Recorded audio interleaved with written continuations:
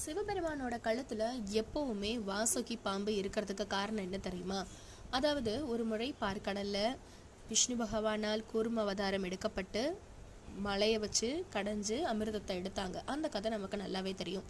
அதற்கு பயன்பட்ட பாம்பு தான் வாசுகி.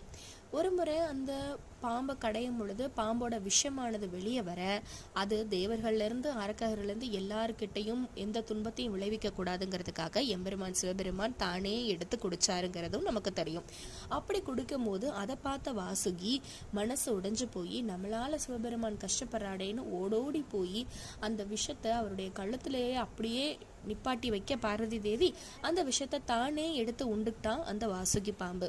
அதோட நன்றியையும் அதோட பக்தியையும் மெச்சக்கூடிய அளவுக்காக தான் சிவபெருமான் எப்பொழுதும் நாகத்தை தன்னோட கழுத்திலேயே வச்சிருக்காரு.